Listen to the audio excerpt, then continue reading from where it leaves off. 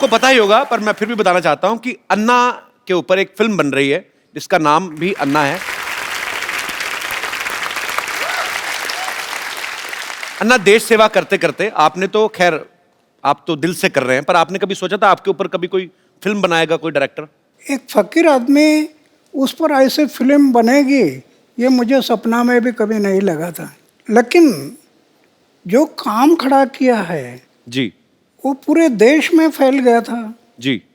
और हमारे जो रविंद्र जैन के भाई है मनेंद्र जैन, जी उनको लगा कि ये काम समाज के सामने जाना बहुत ज़रूरी है। बहुत जरूरी है। जी वो मुझे बताने लगे कि ऐसे ऐसे फिल्म बनानी है। जी और उसमें जो काम करने वाले लोग हैं, जी इन्होंने इतना मेहनत किया। मैं फौज में था, बर्फ में रहा, 7 साल बर्फ में रहा। जी तो मैंने 6 डिग्री माइनस हिमालय में उधर जाकर उन्होंने शूटिंग किया। तो ऐसे कई जगहों पर जो काम हुआ वो जनता देखने से उनको जरूर इसमें प्रेरणा मिलेगी, नव युवकों को प्रेरणा बिल्कुल मिलेगी। बिल्कुल। आप फिल्में वैसे देखते हैं कभी अन्ना? अभी मैं फिल्म नहीं देखता। पहले देखते थे? पहले तो देखता था। मेरी उम्र थी 13-14 साल की, तब मैं फिल्म देखता था। अच्छा। और भाई ऐसा देखता था कि नया फिल्म का फर्स्ट शो, अरे क्या बात है। अगर फर्स्ट शो चला गया तो मुझे इंटरेस्ट नहीं आता फिर। क्या बात है, सबसे पहले देखनी है उस टाइम पर। अन्ना। मैं आपको कुछ फोटोग्राफ्स दिखाऊं, आप पहचानेंगे कौन है? ये अन्ना टीवी में, इनको पहचानते हैं आप? हाँ, दिलीप कुमार जी है। अरे क्या बात है। और दूसरी एक और दिखाइए अन्ना, इनको पहचानते हैं आप? ये उस टाइम पर इतना नहीं थे। इनका नाम पता है आपको? नाम तो अभी भूल गया है, लेकिन जानता हूँ। अन्ना, ये शाहरुख खान है। शाहरुख खान। शाहरुख खान है। अन्ना, इनको पहचान रहे हैं आप? वैजयंतीमाला है ये। अपना वो दिलीप कुमार और वैजयंतीमाला साथ में थे ना फिल्म में। जी जी। नया दौर में कौन थे? नया दौर। क्या बात है, नया दौर में। जी। और दिखाइए अन्ना, इनको जानते हैं आप? अन्ना, ये मुझे बहुत अच्छी लगती हैं। मतलब अच्छे तरीके में अच्छी लगती है, मतलब बहुत अच्छा काम करती हैं ये। अच्छा। अन्ना, ये दीपिका पादुकोण है। दीपिका। दीपिका हाँ। बहुत प्यारी है अन्ना। ओके। पर अन्ना, उस समय आपको कौन सी हीरोइन ज्यादा मतलब अच्छी लगती थी आपको, खूबसूरत? नहीं, उसमें क्या है, ये जैसे हीरोइन है तो मैं उनका काम पर देखता था, उनके हाव भाव, उनके एक्टिंग, वो मुझे जो पसंद आते थे। जी। देखने के लिए अच्छे लगते, ये मुझे अच्छे नहीं, उनका काम। कप्पू! और कप्पू! हे कप्पू! क्या है? वो किशन जी आने वाले थे, आए क्या?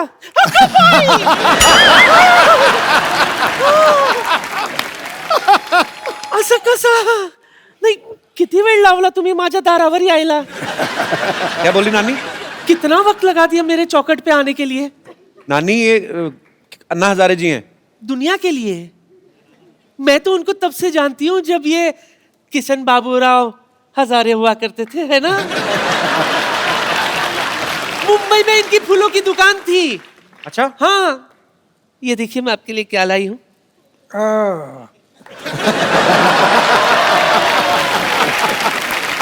आपको याद है मैं रोज आपकी दुकान से एक फूल खरीदा करती थी? अभी तो 60 साल बीत गए, अभी कहाँ याद करोगे। रोज इनके दुकान से एक एक फूल इकट्ठा किया करती थी मैं, फिर उसका वरमाला बनाती थी। फिर एक दिन गाय आकर पूरा पूरा वरमाला खा गई। मेरा सपना धरा का धरा रह गया। लेकिन सच कहूं, मुझे उस बात का बिल्कुल भी अफसोस नहीं है। मुझे तो इस बात की खुशी है कि अगर आपकी शादी होती ना, वो लड़की बहुत खुशनसीब होती, क्योंकि उसको खाना कम बनाना पड़ता था ना, क्योंकि हर वक्त आप तो अनशन पे बैठे रहते है ना। नानी, इनको घर नहीं बसाना था ना, इनको देश बसाना था, इसलिए उन्होंने शादी नहीं की। लेकिन मेरे अरमान तो अधूरे रह गए ना। हाँ? Anyway, मुझे इस बात का बहुत अफसोस है कि मैं आपकी नहीं हो सकी, लेकिन इस बात की खुशी है कि आप देश के हो गए। हाँ, इसलिए तो मैं भगवान के आभार मानता हूँ कि मैं पूरा देश का बन गया। सच सच सच सच सच। इसलिए मेरे लिए तो आपके चरणों की धूली काफी है। नानी, ना। एक मिनट, नहीं। वो स्वच्छ भारत अभियान से जुड़े, उनके चरणों में धूल है ही नहीं। हाँ, उनके वो साफ सुथरे रहते हैं, साफ सुथरे। चलो माफी मांगो अन्ना से। अन्ना जी माफ करना।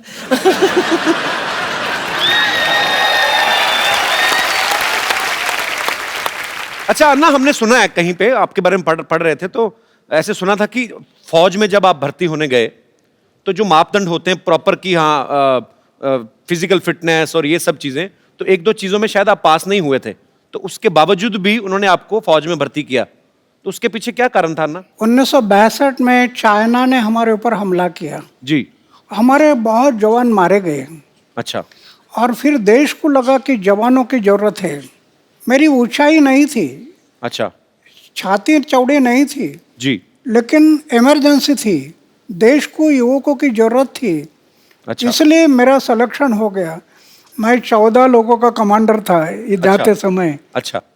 तो हम सब लोग 14 लोग थे। उन्होंने सोचा कि जब तक शरीर में प्राण है तब तक देश की सेवा, समाज की सेवा करनी, ये तय किया। और मेरी छाती चौड़ाई ये कुछ नहीं थी जी। फिर भी देश की सेवा करते रहे। वाह। और 15 साल के बाद मैं पेंशन पर आ गया है। वाह।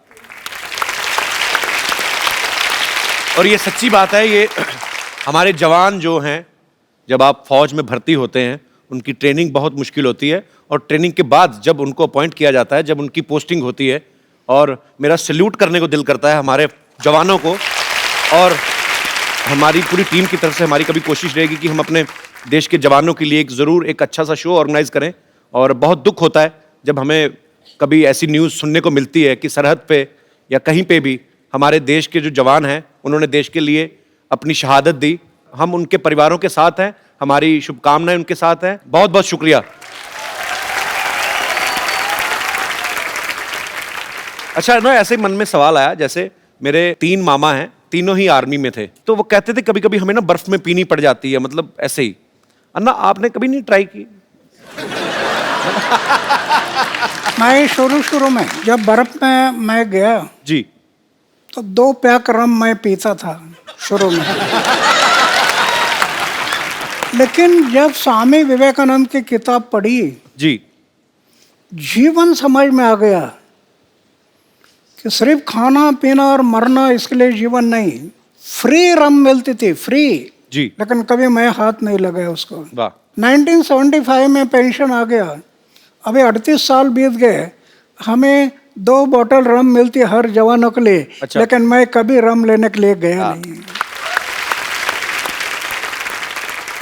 आज मुझे दुख होता है, ये दोनों देशों को अभी फिर से लड़ाई करना ठीक नहीं है। दोनों की आर्थिक स्थिति फिर बहुत विकट है। एक लड़ाई में कितना खर्चा आ जाता है जी। देश कितनी जाने चली पीछे जाता है। ये आज वो लड़ाई होना नहीं चाहिए ऐसे मैं मानता हूँ। लेकिन अगर पाकिस्तान नहीं मानता है तो 79 ईयर मेरा एज हो गया, और जरूरत पड़ी तो फिर मैं सीमा पर जाने के लिए तैयार हूँ। क्या बात है।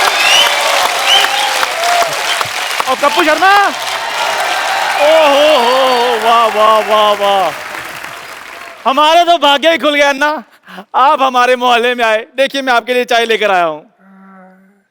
अन्ना चाय पीते नहीं है, उनको जूस पिलाओ, बेवकूफ आदमी। जूस तो इनको बड़े बड़े लीटर नहीं पिला सके, मुझसे क्या पियेंगे ये।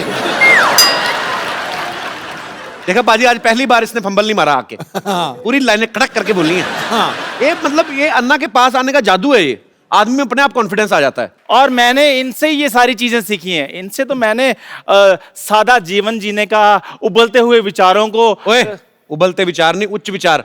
हाँ, तो अब मेरा काम चाहेगा, मेरे विचार तो उबलेंगे ही ना।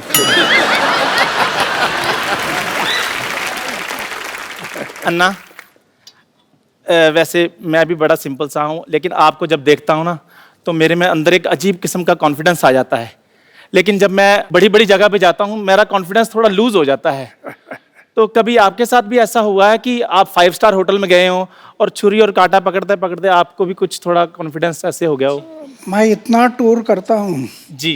लेकिन होटल में कभी जाता नहीं। वाह वाह। एक बात है, जी। गया तो उसको याद नहीं रखता, भूल जाता हूँ।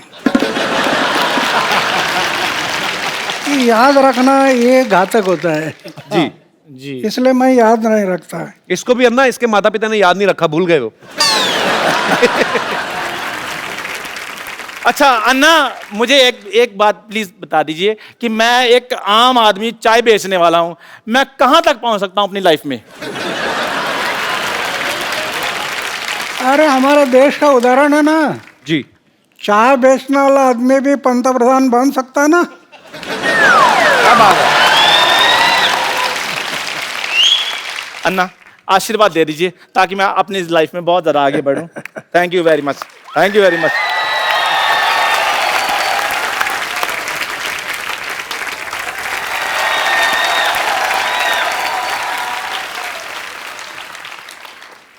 कपूर भैया, क्या है?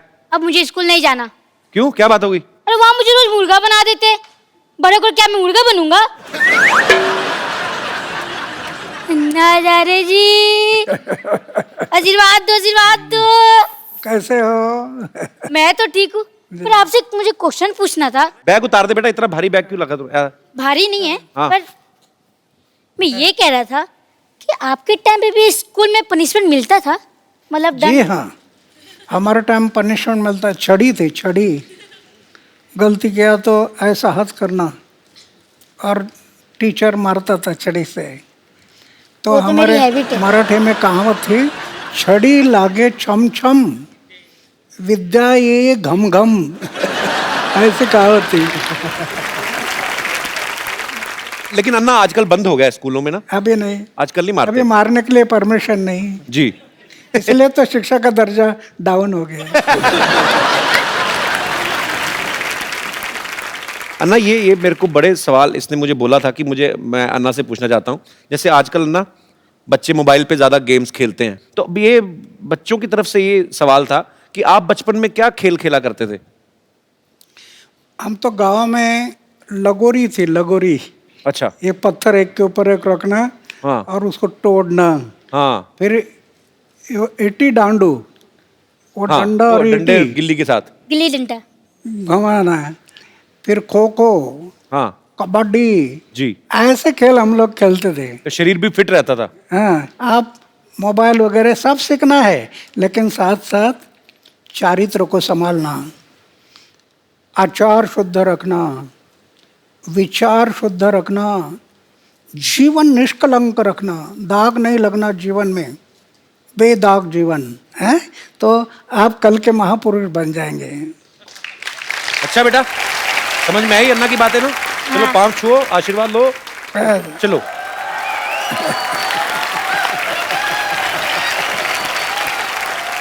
अन्ना यहाँ पे ना आपके चाहने वाले हैं, सब आपसे प्रेम करते हैं। यहाँ पे क्या पूरे देश में, पूरी दुनिया में है, लेकिन आपसे ये बातें करना चाहते हैं। तो जो भी अन्ना जी से बात करना चाहते हैं वो अपना हाथ खड़ा कर सकते हैं। जी। Hello Sidhu sir. Hello. Hello Kapil sir. Hello. Hello Anna ji. Sir मुझे आपसे पूछना है कि टेक्नोलॉजी में आजकल इतनी एडवांसमेंट हो गई है, तो पॉलिटिशियन से लेके एक्टर से लेके आम आदमी तक सब ट्विटर फेसबुक सब जगह हैं। आप क्यों नहीं हैं ट्विटर पर या फेसबुक पर? आपको पता है वो जो आजकल फेसबुक आता है और ट्विटर पे आता है, हालांकि पंगे बड़े हैं ट्विटर के।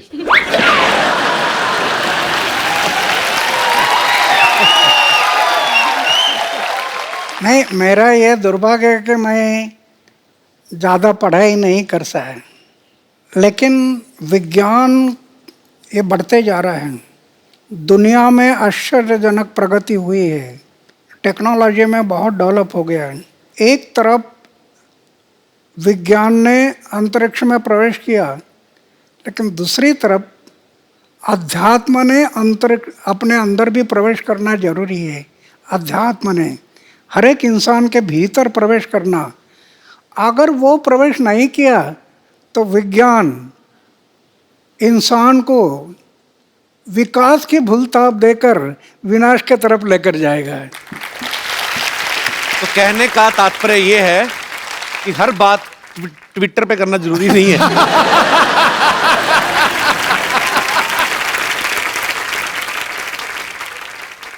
चलिए, बहुत बहुत शुक्रिया शो में आने के लिए। Thank you, ji, sir. और कोई मेरे दोस्त?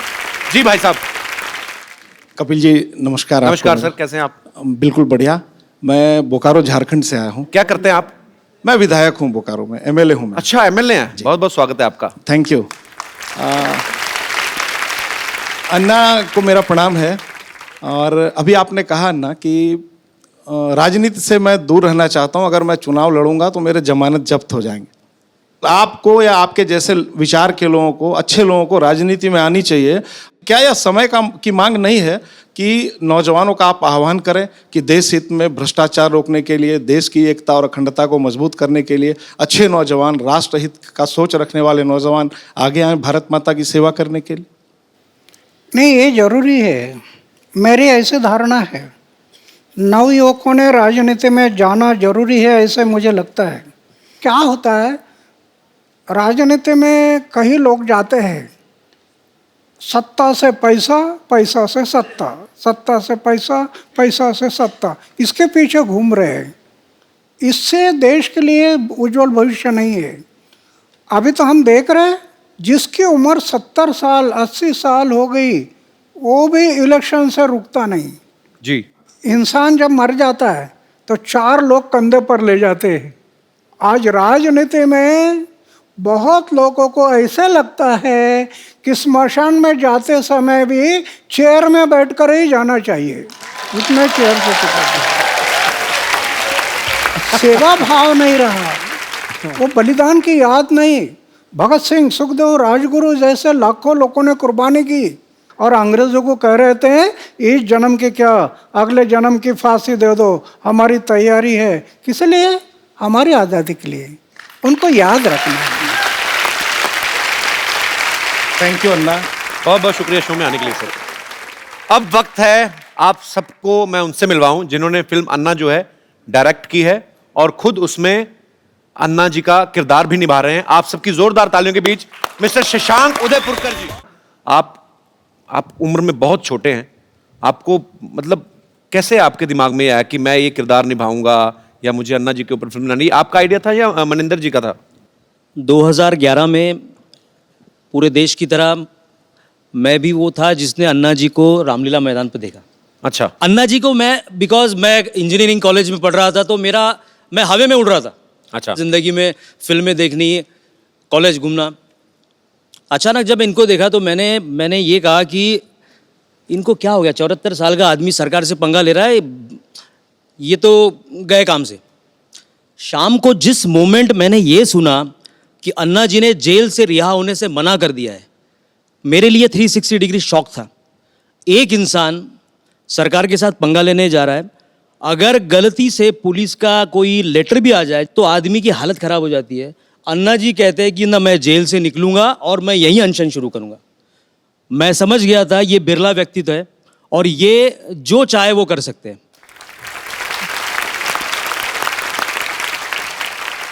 उस दिन से 13 दिन मैंने खाना पीना सब टीवी के सामने कर रहा था मैं, और उसी वक्त सोच लिया अगर जीवन में अब अगली फिल्म में अगर करूंगा तो मैं अन्ना जी पे करूंगा।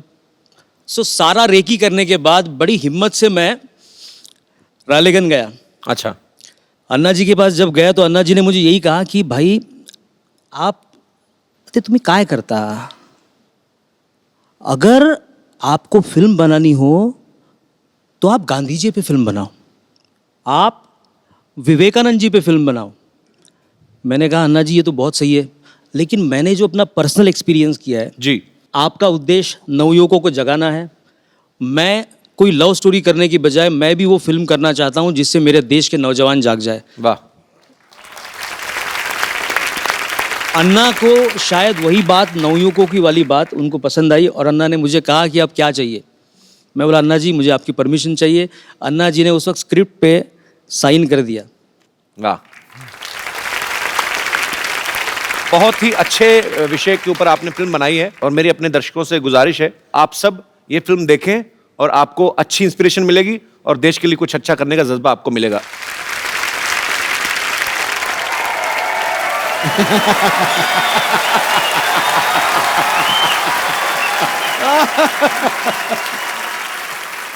हमारा मांगे पूरी करो, हमारे मांगे पूरी भरो।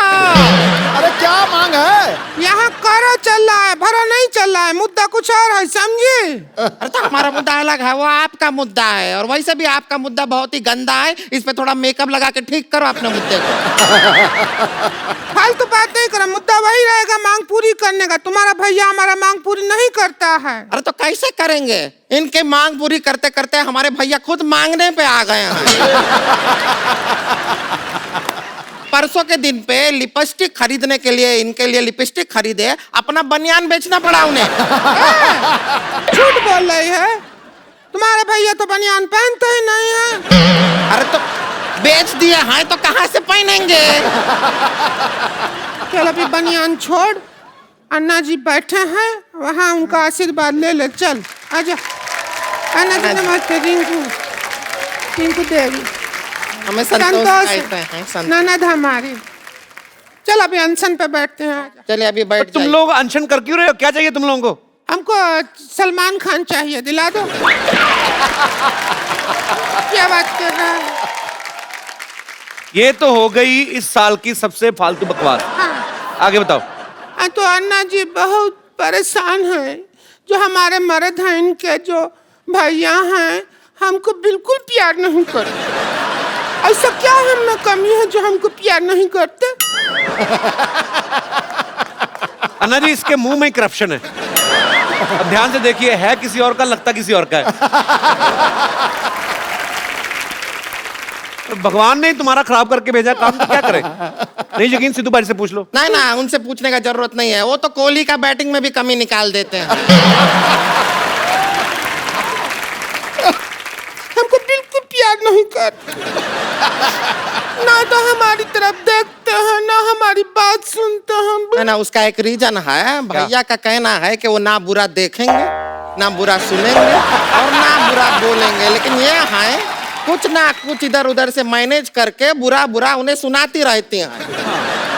हम क्यों ना बुरा सुनाए, आप खुद बताइए। हमको कहते हैं कि घूंघट ओढ़े बिना घर के बाहर नहीं जाना। तो वो तो समाज के भले के लिए कहते हैं ना। आपकी शक्ल देख के स्कूल के बच्चे भी तो डर जाते हैं।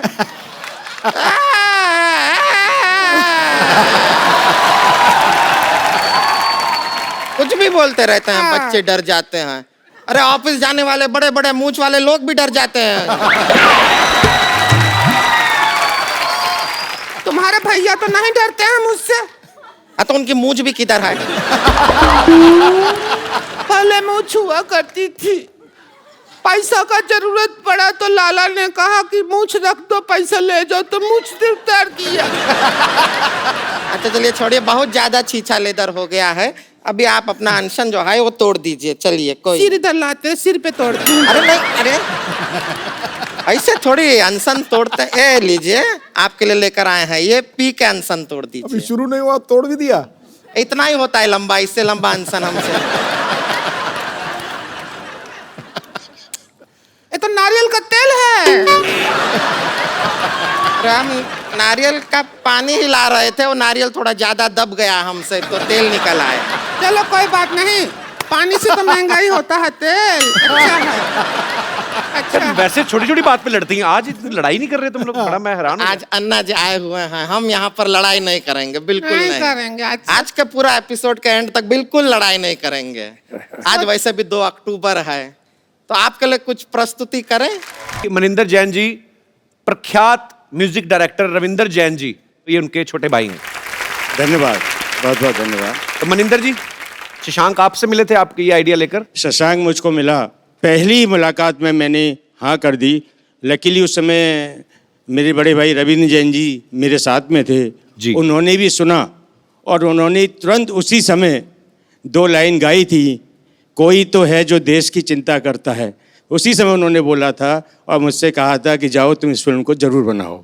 वो मेरी इसकी शुरुआत थी। इस फिल्म में अन्ना जी जब 9 साल के थे तब इनकी माँ ने सिखाया, संस्कार दिए। इसके बाद मिलिट्री में रहे। तो ये जो एक 9 साल के बच्चे से लेकर के 79 ईयर्स तक का जो सफ़र है वो हमने किस तरह से दिखाया है, अगर आप इसको देखेंगे तो आप ताज्जुब कर जाएंगे। मेरा मन है कि इस फिल्म को देख करके अगर हमारे देश में कुछ और अन्ना, कुछ और गांधी जी पैदा हो जाएं तो मेरा बनाना सफल हो जाएगा। कपिल जी सर। बहुत बड़ी कॉज में आप हमारे सहभागी बने हैं सर। इसी के लिए मेरा मन है कि मैं आपको कुछ भेंट करूं। जी प्लीज। अगर आप कहें तो मैं ऊपर आऊं। जी प्लीज। Thank you.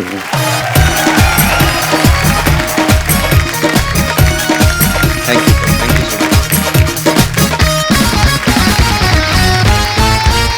अन्ना, हमारे शो में एक रवायत है, जो भी सब आते हैं हम लोग एक सेल्फी जरूर लेते हैं। आप सबके साथ भी एक